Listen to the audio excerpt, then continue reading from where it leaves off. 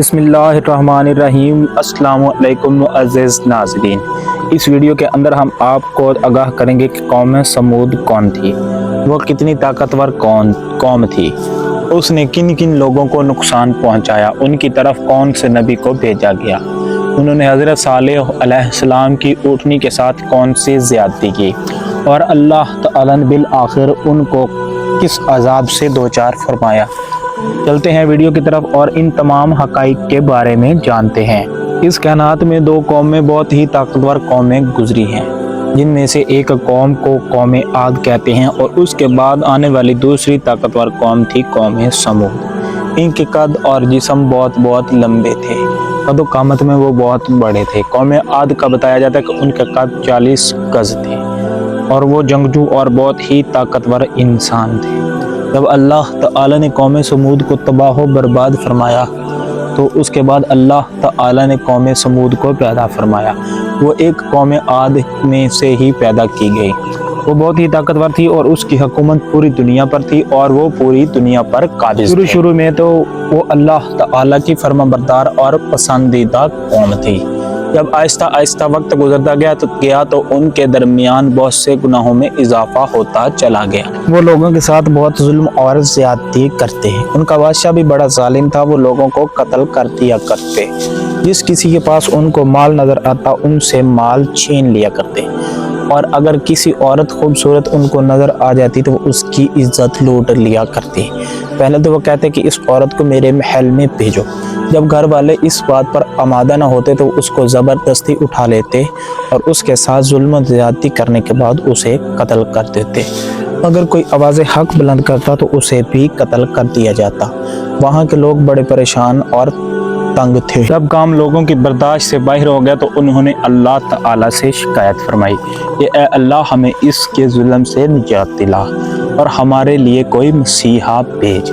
لہذا اللہ تعالی نے اس قوم کی ہدایت کے لیے حضرت صالح علیہ السلام کو بھیجا۔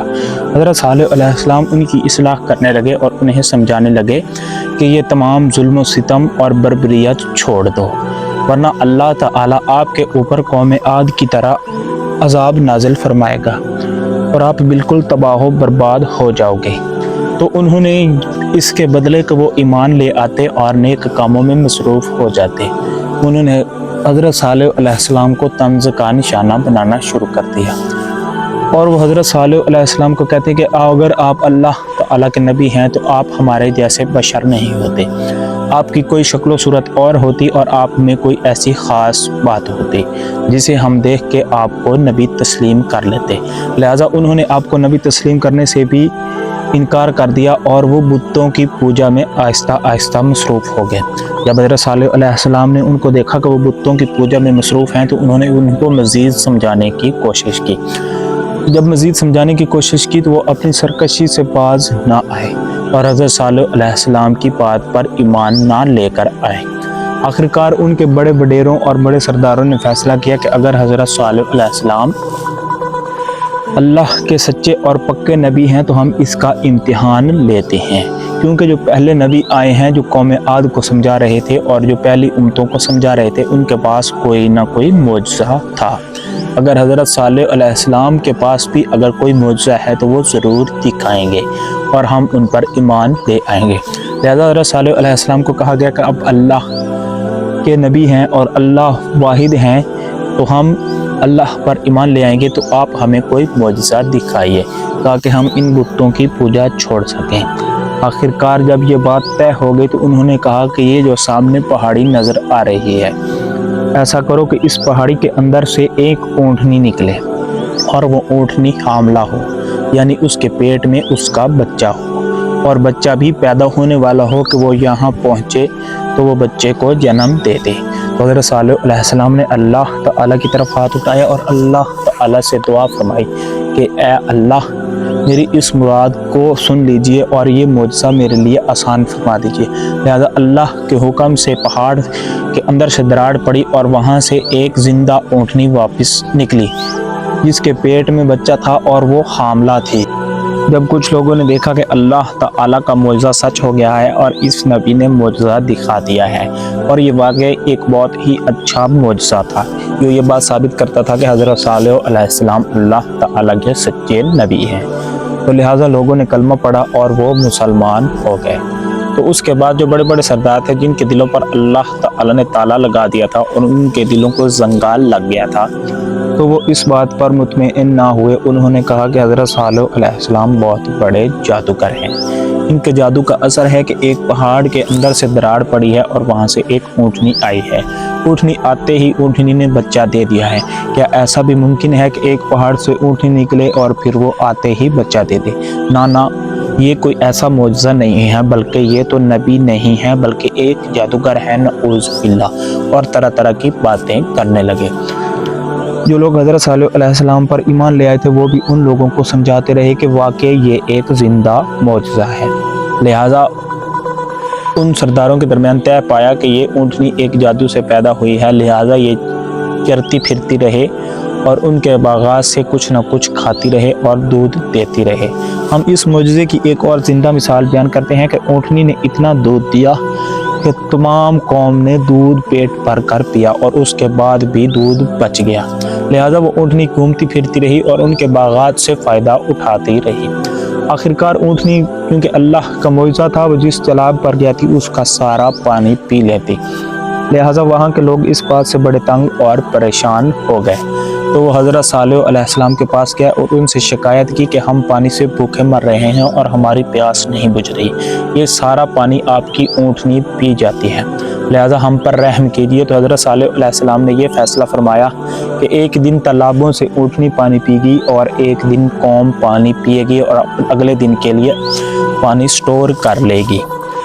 تو یہ فیصلہ ہوا۔ جب لوگوں نے دیکھا کہ یہ فیصلہ تو بہت اچھا ہے، ہم ایک دن پانی پیئیں گے اور ایک دن اونٹنی پانی پیے گی، جس دن اونٹنی پانی پیتی اس دن تالاب خالی ہو جاتے اور جس دن لوگ پانی بھرتے اس دن تالاب بھرے رہتے۔ لہٰذا لوگوں کو اور سرداروں کو یہ بات بھی اچھی نہ لگی کیونکہ وہ اونٹنی سے پہلے سے ہی نفرت کرتے تھے اور انہوں نے حضرت صالح علیہ السلام کے جادو کا اثر کہہ دیا تھا، لہٰذا وہ اونٹنی کو ختم کرنا چاہتے تھے۔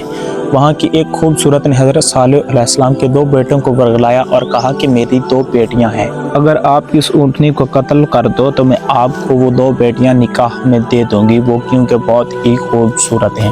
لہٰذا حضرت صالح علیہ السلام کے بیٹے ان کی باتوں میں نہ آئے اور اس عورت نے اور مزید جال لمبا کرنا شروع کر دیا اور وہاں کے نوجوانوں کو ورغلانا شروع کر دیا اور اپنی بیٹیاں دکھانا شروع کر دی کہ اگر آپ یہ میرا کام کر دو تو میں نکاح میں دے دوں گی۔ لہٰذا وہاں کے 2 لالچی انسان اس بات پر رضامند ہو گئے، وہ رات گئے اور باغوں میں پھرتی اونٹنی کو قتل کر دیا۔ جب اونٹنی قتل ہو گئی تو حضرت صالح علیہ السلام کو علم ہو گیا اور انہوں نے لوگوں کو وارننگ دی کہ آپ اپنی شرارتوں سے باز آ جاؤ، ہو سکتا ہے قوم عاد کی طرح آپ پر اللہ عذاب نازل فرمائے۔ اس وقت بہت سے لوگوں نے ایمان قبول کر لیا اور اللہ کی ذات پر ایمان لے آئے، لیکن جو سردار جن کے دلوں پر اللہ نے تالا لگایا تھا ابھی تک وہ اپنی ضد پر اڑے ہوئے تھے۔ لہٰذا جب اللہ اور حضرت صالح علیہ السلام کو یقین ہو گیا کہ یہ قوم راہ راست پر نہیں آنے والی اور اپنا ظلم اور جبر نہیں بند کرنے والی، تو اللہ تعالیٰ نے حضرت صالح علیہ السلام کو حکم فرمایا کہ اب میں عذاب نازل کرنے والا ہوں۔ ان کو عذاب کی نوید سنا دیجیے کہ پہلے آپ کے چہرے زرد ہوں گے، اس کے بعد آپ کے چہرے سبز ہوں گے اور اس کے بعد چہرے سیاہ ہوں گے، اور اس کے بعد پوری قوم پر عذاب نازل ہو جائے گا سوائے ان لوگوں کے جو آپ کے ساتھ ہیں اور ایمان لے آئے ہیں۔ لہٰذا حضرت صالح علیہ السلام نے اس عذاب سے خبردار کیا تو ان لوگوں نے آپ کا مذاق اڑانا شروع کر دیا اور کہا کہ آپ اتنے سچے نبی ہیں اور آپ کا اللہ سچا ہے تو ہم پر عذاب نازل کیجیے۔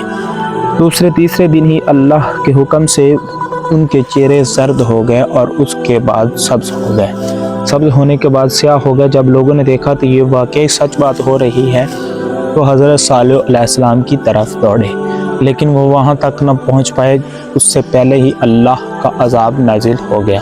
اللہ تعالی نے آسمانوں سے پتھر برسائے اور پوری کی پوری قوم ہلاک ہو گئی اور وہ قوم ختم ہو گئی۔ صرف وہی لوگ بچے جو حضرت صالح علیہ السلام کے ساتھ تھے، اللہ تعالی نے ان کو محفوظ فرمایا اور اللہ تعالی نے ان کو اپنے عذاب سے محفوظ رکھا۔ تو آج کی ویڈیو امید ہے کہ آپ کو اچھی لگی ہوگی۔ اگر ویڈیو اچھی لگی ہے تو چینل کو سبسکرائب کر دیں اور ساتھ میں لگی بیل آئیکن کو بھی پریس کر دیں تاکہ آنے والی اچھی ویڈیوز آپ تک پہنچتی رہیں۔ امید ہے کہ آپ اس ویڈیو سے کچھ نہ کچھ سبق حاصل کریں گے۔ جو بھی سبق حاصل کریں وہ کمنٹ باکس میں لازمی بتائیں تاکہ دوسرے لوگ بھی پڑھ کے اس سے سبق حاصل کر سکتے ہیں، اور امید ہے کہ آپ خیر و عافیت سے ہوں گے۔ والسلام۔ تو اپنا خیال رکھیے گا، انشاءاللہ ملتے ہیں اگلی ویڈیو کے اندر۔